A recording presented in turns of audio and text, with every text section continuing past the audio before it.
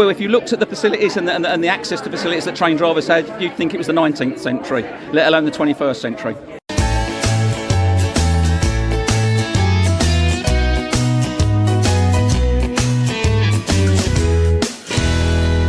Welcome to Calling All Stations, the transport podcast. I'm Christian Walmer, an author and journalist who has covered transport for the past 30 years.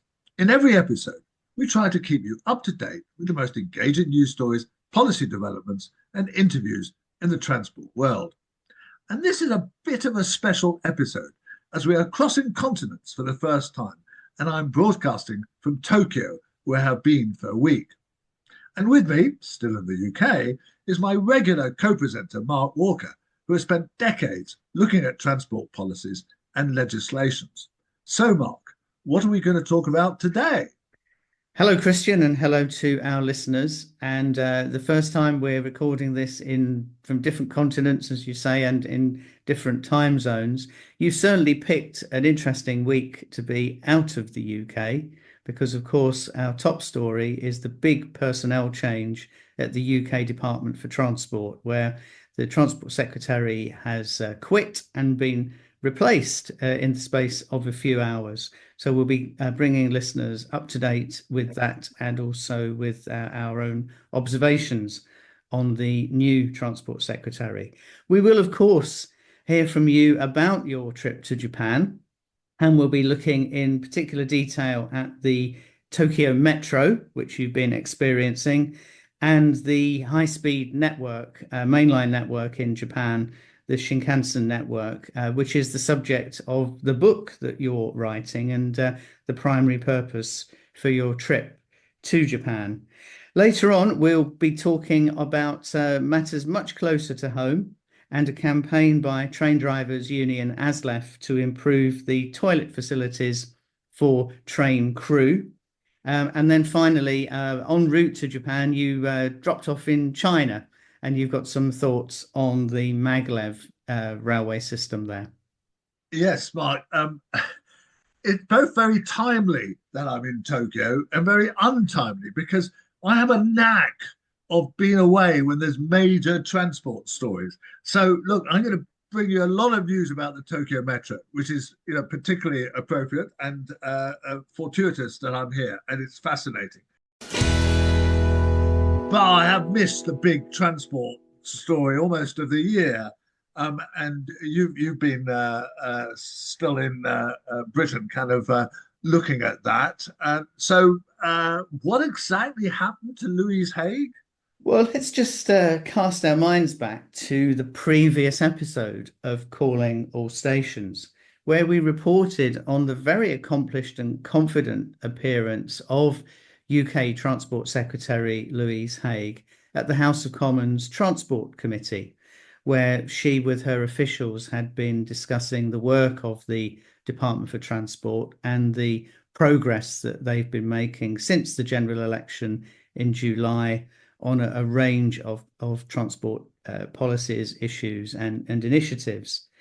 Now, we fast forward just a few days, really, and we find that the Transport Secretary achieves perhaps the pinnacle of her period in office on Thursday, just gone, the 28th of November, when the Passenger Railway Services Public Ownership Bill received its royal assent. So particularly for listeners overseas, under the UK Constitution, that means it became law. It became an Act of Parliament. And so this was the first major piece of legislation to be enacted by the newly elected Labour government, taken through Parliament by Louise Haigh, the Transport Secretary. So a major achievement for any British minister, and securing a place in history. On the very same day, in the great city of Leeds, Louise Haigh launched a consultation on an integrated transport policy for the UK. This is the first attempt to do something quite like this since the previous Labour government came to power in 1997. So a big initiative, a big step forward for Louise Haigh's policy agenda. And less than 24 hours later, she was gone. She had quit as Secretary of State. And so to say, you know, a week is a long time in politics is probably an overstatement. It's more like a day is a long time in politics. That was Harold Wilson, of course, who yes, we're indeed. both old enough to remember. Yeah, no, I mean, absolutely extraordinary. And in our last podcast, we were praising her, saying, you know, she'd done rather well in kind of the challenge of presenting her policies to the Transport Select Committee, and you know, she seemed quite accomplished and on top of her brief. And despite one or two ups and downs, particularly when she got rebuked by Keir Starmer, having made remarks which actually were hardly controversial in a way, that P&O had behaved very badly over sacking all its staff on its cross-channel ferries. She had basically managed to get through legislation, which not every minister by any means ever manages to do. So, yes, what a strange kind of turn of events.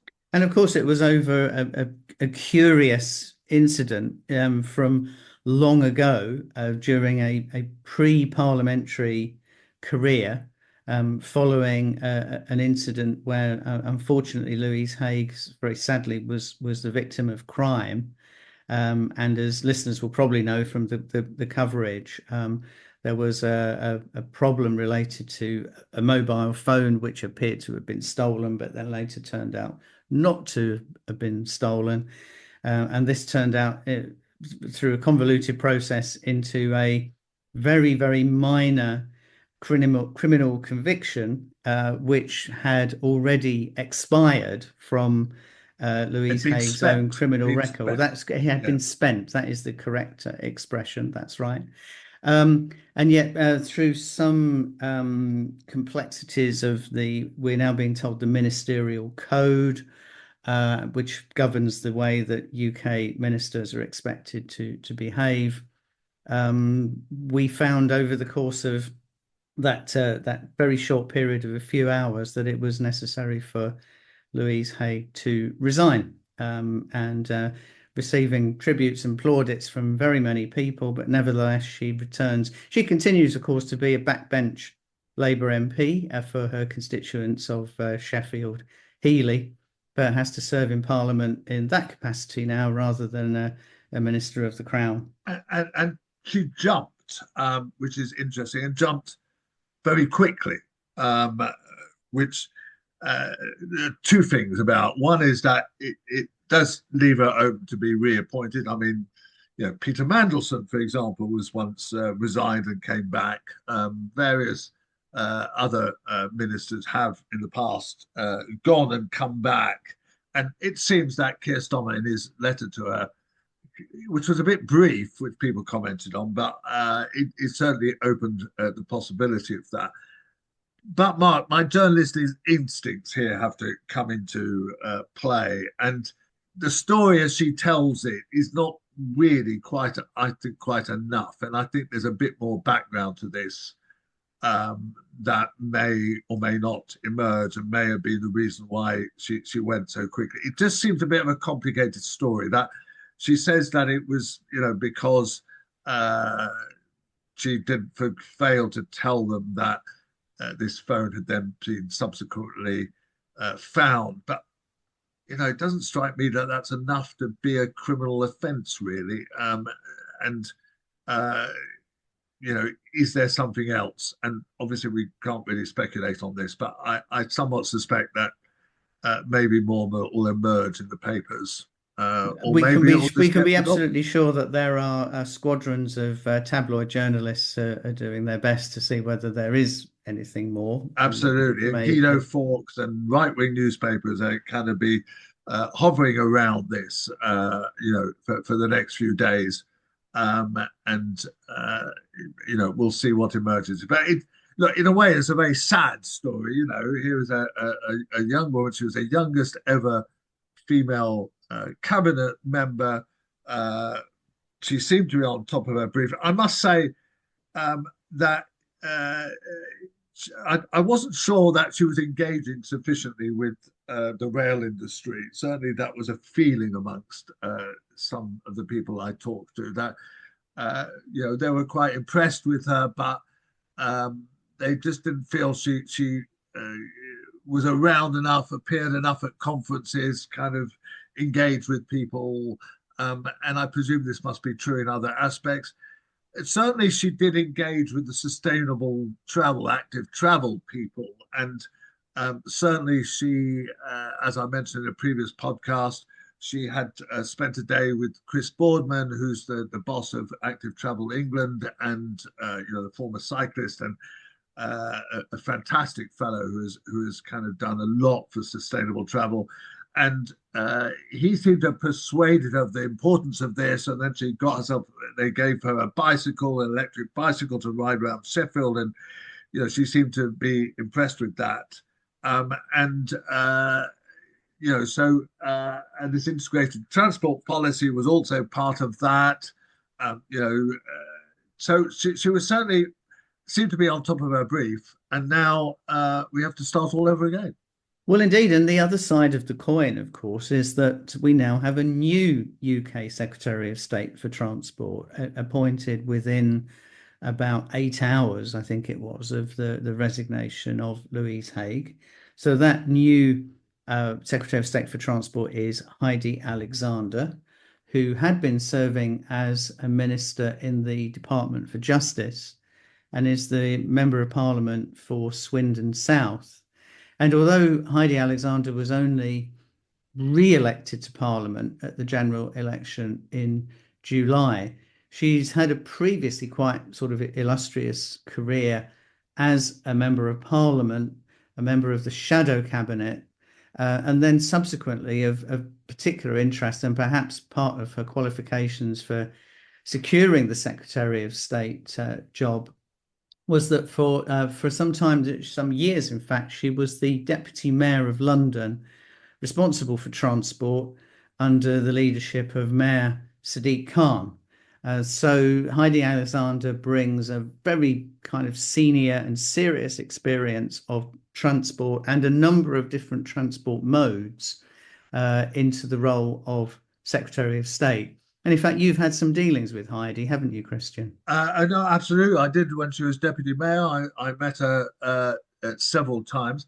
And interestingly, like Louise, she was persuaded of the importance of sustainable transport and did ride her bicycle around Lewisham, where she was MP, and I think lived at the time before she became MP for Swindon. She was very engaged with that agenda. She had a very good reputation as deputy mayor for transport, and her expertise in the subject was such that I do remember the 2023 Labour conference, so the last one before the election.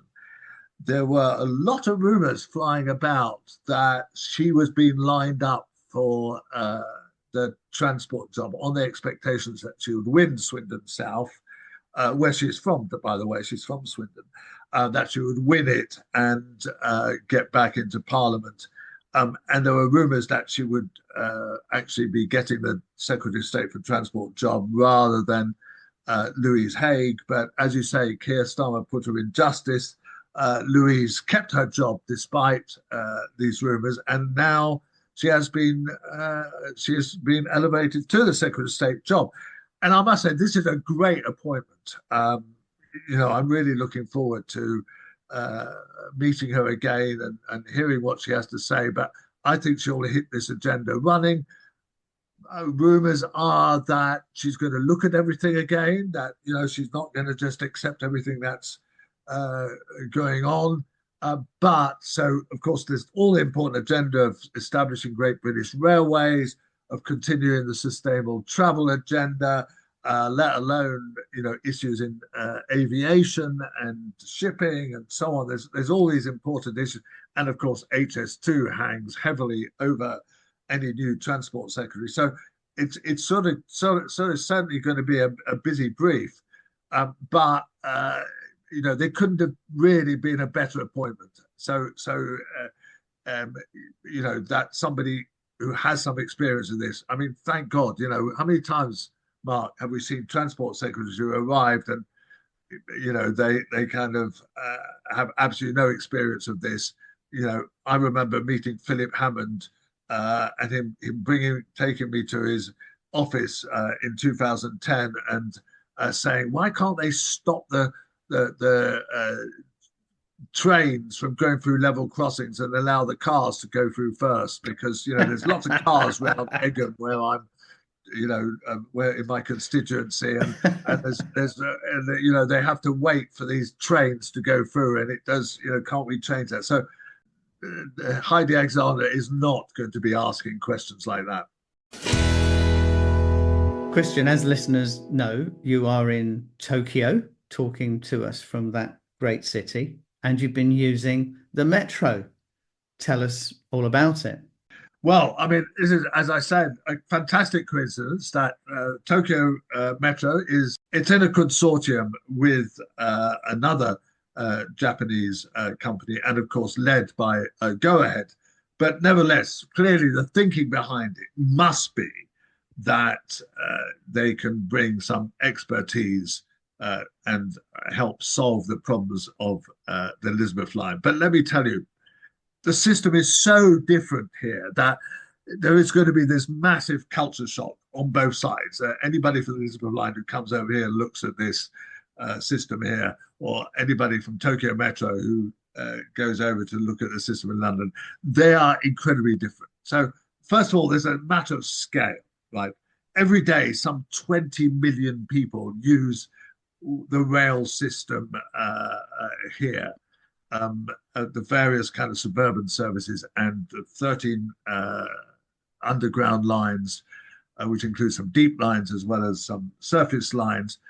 But it's just rush hour all the time without the rush, right? The incredibly disciplined people who kind of walk quietly to their huge stations. Just to put this in perspective, of the 20 busiest stations in the world, 18 of them are in Japan, right? There's only the Gare du Nord and another station that are not in Japan out of the top 20. So the numbers using the railways in Japan are just extraordinary. So it has a 30% market share for passenger kilometers compared with 8% in the UK. And so the Tokyo Metro basically, and it's the associated railways around Tokyo, are basically serving every day what London gets in a week. And the system is completely different. So every metro line has its own dedicated tracks. There's no kind of trains spinning off to High Barnet or Mill Hill East or Edgware from the same place, right? There's no kind of system like the Circle Line, which then has trains coming in from Hammersmith and trains spinning off to the District Line, places like Upminster and so on, all that complexity, none of that. So the core of the line, the system, is the Yamanote Line, which is the equivalent of the Circle Line, which has about 30 stops on it. And it kind of links with all the other lines, and it runs every couple of minutes, largely on the surface. It goes in the odd tunnel here and there, but it's a surface line. And it just runs like clockwork. And I mean, and platform doors on most of the platforms, not all of them. And people, as I say, just don't run for the trains because they know there's another one coming through. And there is a very complex system of ticketing. So there's barriers everywhere. There's not many staff around. Now, here's a complexity compared to our system, which is that this is not one company running this. There's two different Tokyo Metro companies, a sort of one that's a consortium between the regional authority and the national government, and one that's entirely run by the national government. That's the one. The latter is the one that's going to be running, helping to run the Elizabeth line.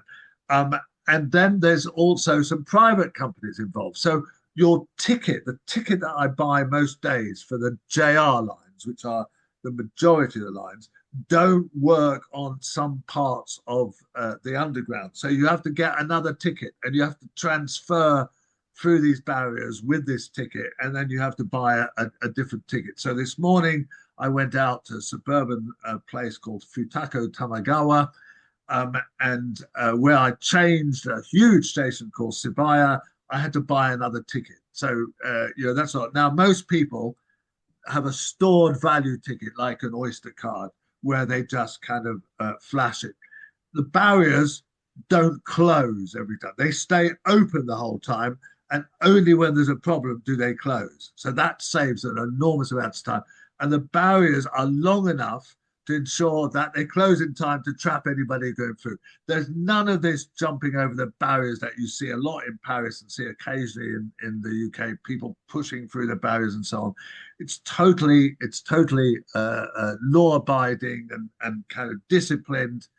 And it's a quite extraordinary system. I mean, it just operates so efficiently. I mean, they have little notices up, electronic notices up in the trains about when things go wrong, and they kind of say so and so has slight delays on the line, and baggage stuck in door, right? And that is so unusual that they'll actually put that on this on the little electronic display that there's a line that has been delayed slightly because there's baggage stuck in door, or inspection of train, this sort of thing. It just runs so smoothly I haven't had a single delay, no kind of sorry, we're delaying the train here because of the signaling problem and so on. It's fantastically efficient. Now, it's quite old-fashioned as well. It's not kind of the most modern technology. So here's something interesting. Now, they're installing platform doors in lots of places to stop people kind of getting on the tracks and falling on the tracks. But they're doing it with pretty low technology. They're little kind of waist-height doors that kind of open and close with the doors of the train. So the trains have to stop in precisely the right place every time. But they're very basic. They're not kind of the sort of platform doors we have on the Jubilee line and indeed on the Elizabeth line, which kind of separate off the whole platform and reach up to the ceiling and so on. So these are kind of fairly basic and simple, but it's kind of the use of technology that that is not necessarily state of the art, but kind of is functional. And then the ticket machines are fantastically efficient.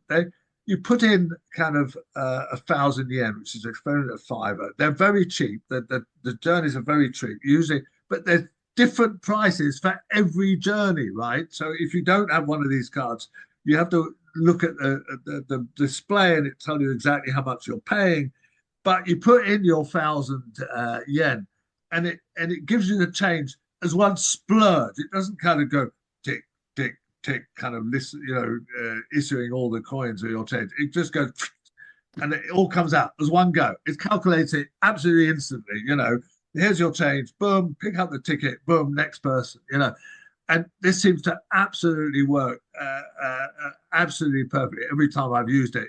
Boom, and I've got used to it. I've become a Tokyo commuter. I've become all used to it. So there's so many differences that it will be a cultural shock both ways, but utterly fascinating. I hope maybe we'll get the opportunities to interview the people running the Elizabeth line a few months down the line to kind of discuss how they've found it and how they think that their expertise will help.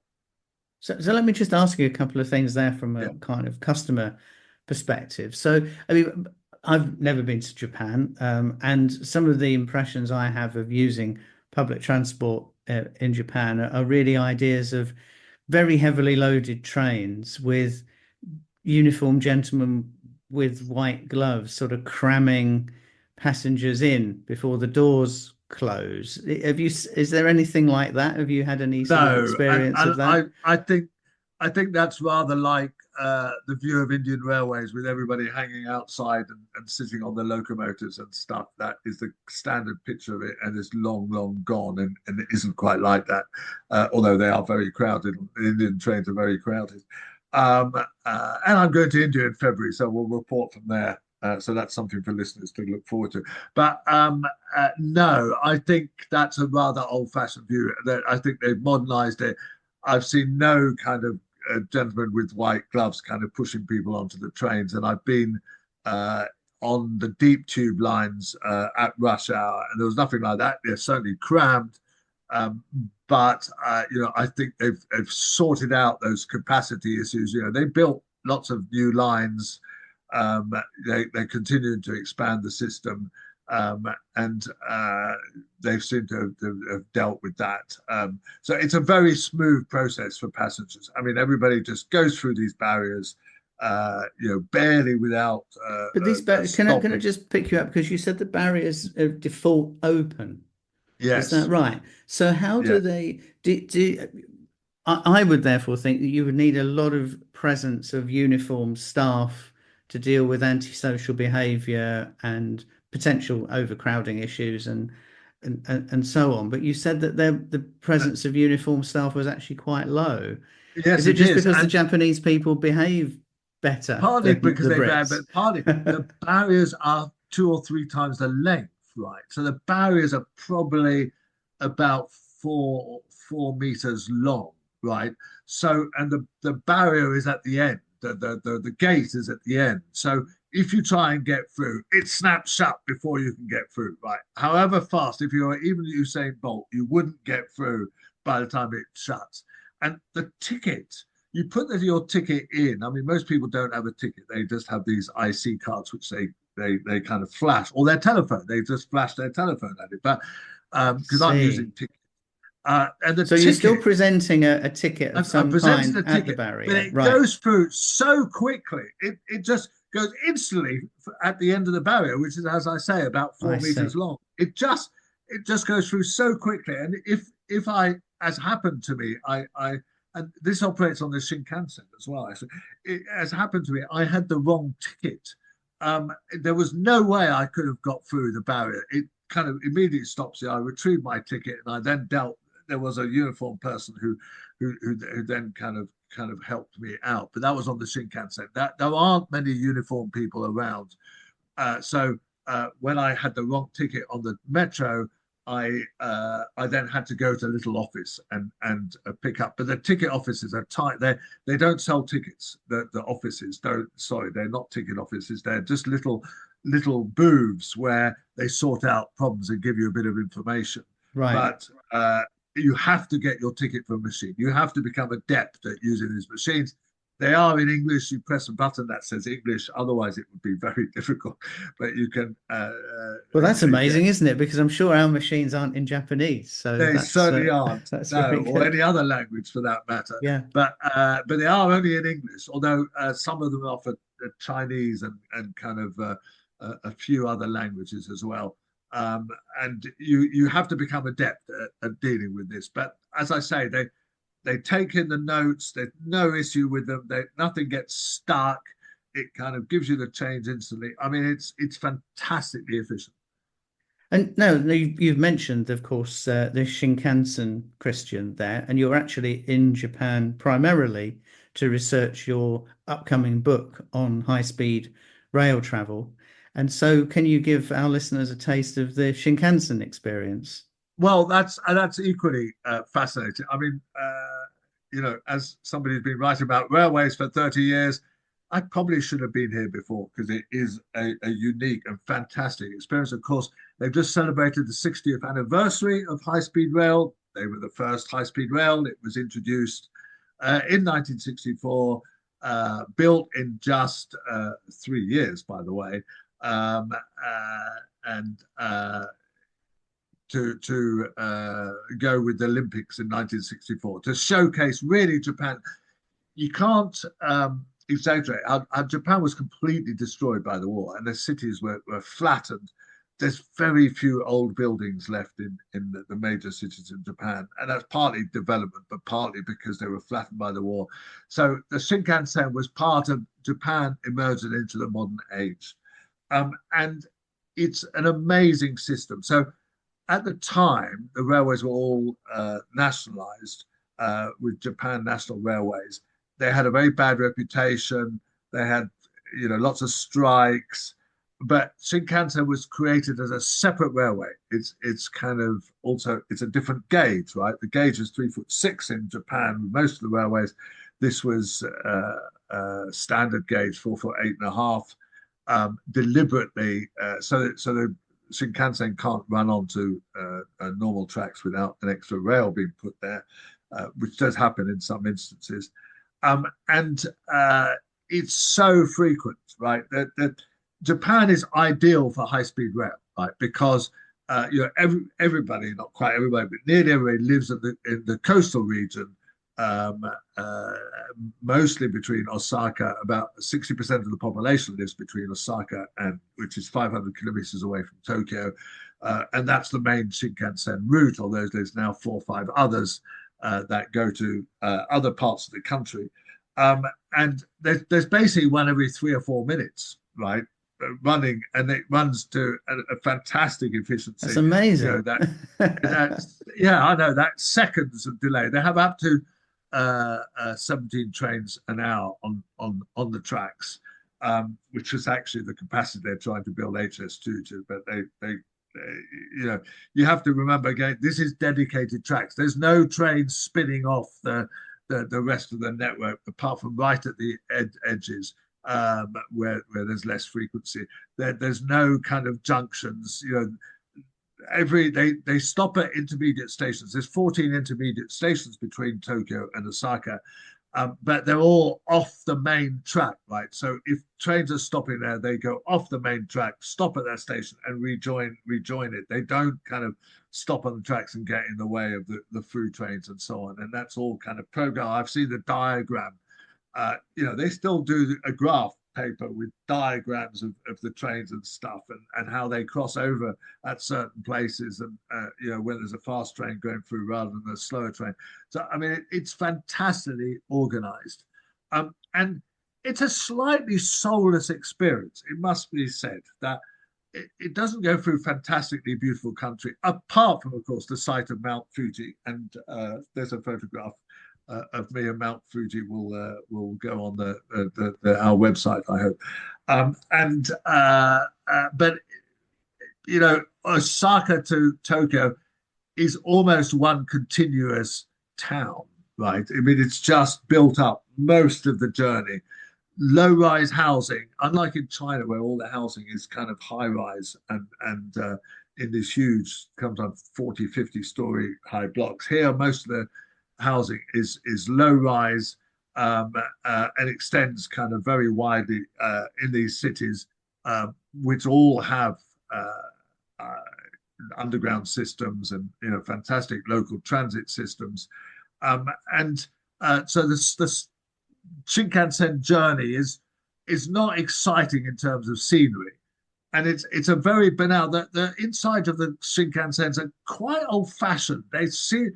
They have a kind of look about them that is kind of the inside of aircraft in the 1960s.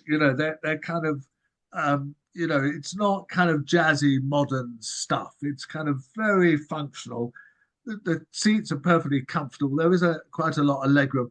There is no catering, right? Famously, when these started, there were dining cars and there were trolleys going through selling bento boxes. In fact, bento box was the way, which is a kind of meal in itself, with kind of little bits and pieces, some rice, some chopsticks, some bits of vegetable, and whatever.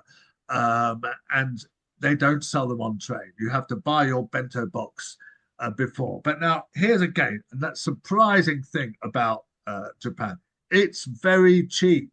It's fantastically cheap. This whole idea that Japan is the most expensive place in the world is 10 years out of date. So the journey between Osaka and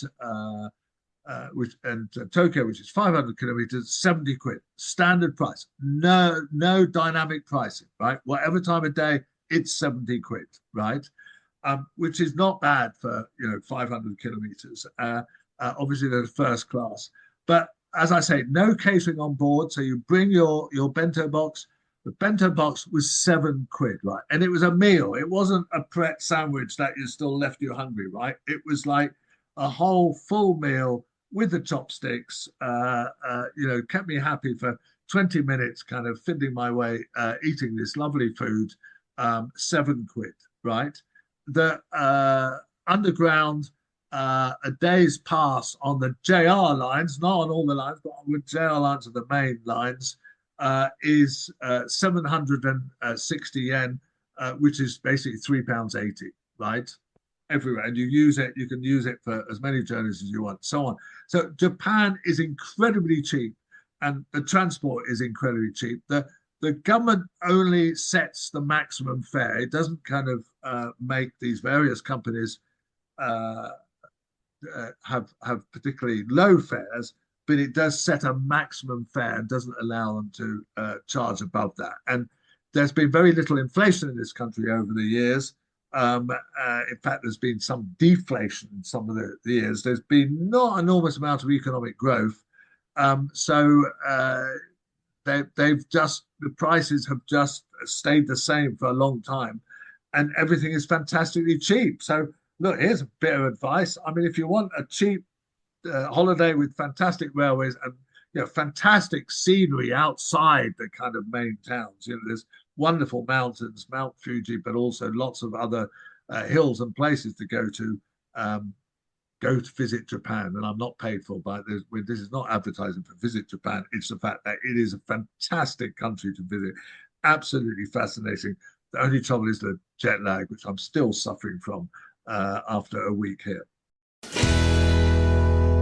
For many of us who use public transport, and particularly the national rail system in Great Britain, one of the constant challenges is to find adequate toilet facilities, both on the train and on the station.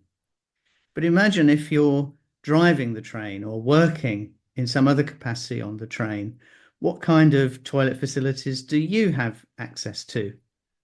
This is the theme of a new campaign from Train Drivers Union, ASLEF. And Christian has been talking to the union's president, Dave Calfe, about their objectives. I'm with Dave Calfe at the launch of what ASLEF, the Train Drivers Union, sees a real gap in the kind of health and safety of drivers and indeed, I suppose, ultimately passengers. And it's a campaign about actually getting proper toilet and sanitary facilities for drivers. So, Dave, just tell me a little bit about what this campaign's about. So this campaign's about that drivers don't go more than 4 hours without access to the appropriate welfare facilities, toilet facilities. And is that not the case at the moment? In many train companies, it's not. In many train companies, drivers can drive up to 6 hours, and in excess of 6 hours before they have diagrammed access to toilet facilities. Some of our freight drivers can be over 6 hours as well, sitting in loops where there are no facilities, and there are obviously the health implications that go along with that. And is this really a serious issue? I mean, surely this is the 21st century. Yes, well, if you looked at the facilities and the access to facilities that train drivers had, you'd think it was the 19th century, let alone the 21st century. So what are the negative effects of this? The negative effects is toxic shock syndrome for many of our women members. We will also have kidney issues for all members as well.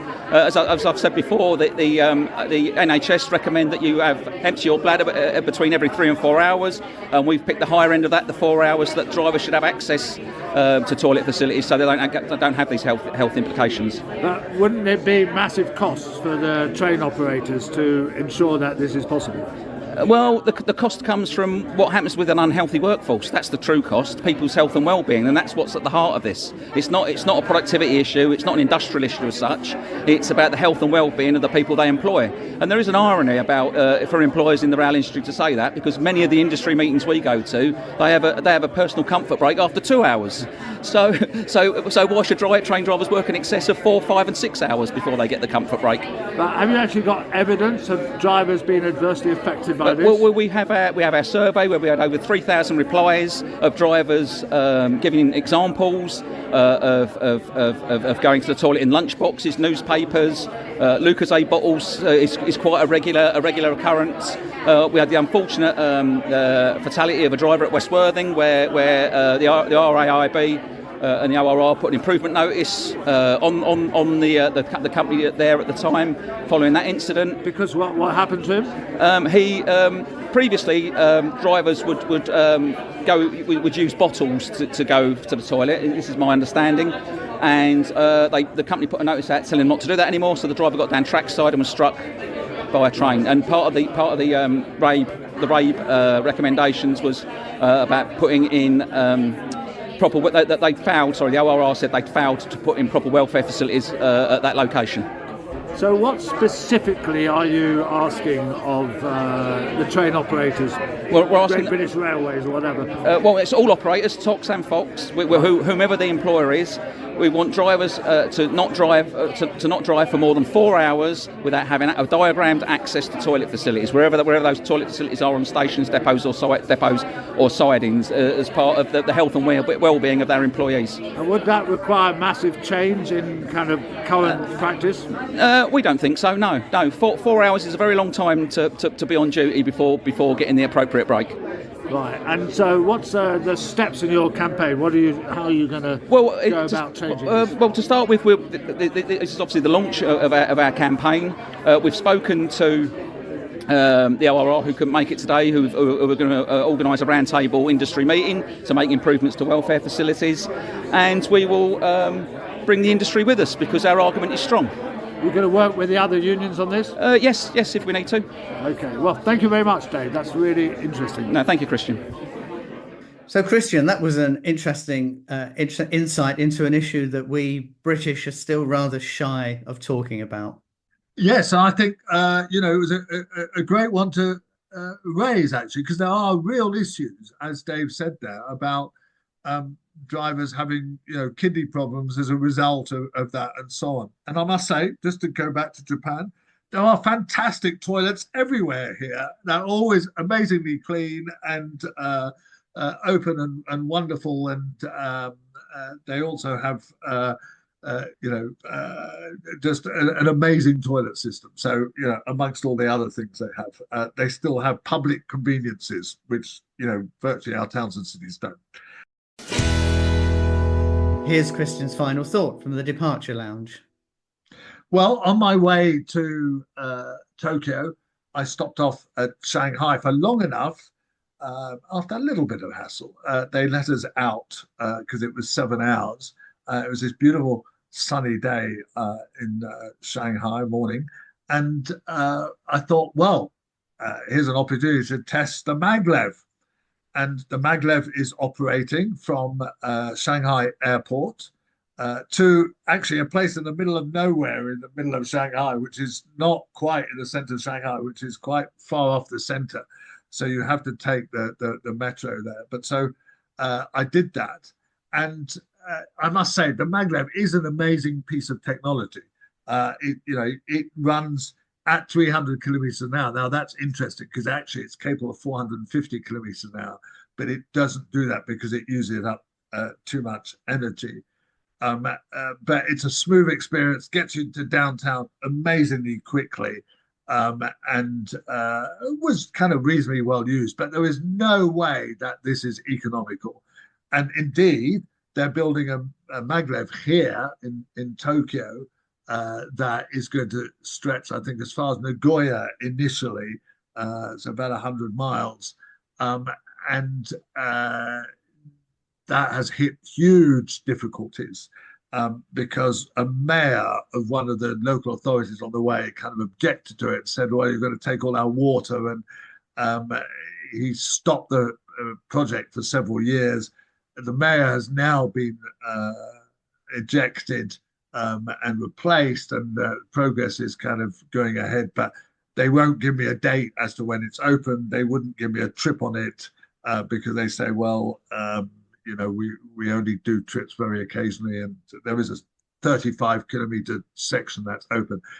But honestly, I don't think that this is a technology that is ever going to be used widespread because it just costs so much. And the fact that the Shanghai maglev is running at 300 kilometers an hour instead of its maximum shows just how much energy it uses, despite the fact it's supposed to be something that doesn't use much energy because it has very little resistance. But keeping it up in the air clearly uses a lot of energy, and then propelling it forward uses yet more energy. So I loved it. I greatly enjoyed. Worth the trip, but it's not going to happen widely. Calling All Stations, the transport podcast with Christian Walmart, is produced by Cogitamus Limited, a leading provider of public affairs consultancy services in the sector. We hope you've enjoyed this episode. If you have, please consider giving us a 5-star rating with whichever platform you use. Do also follow us on X, formerly known as Twitter. Our handle is @AllStationsPod.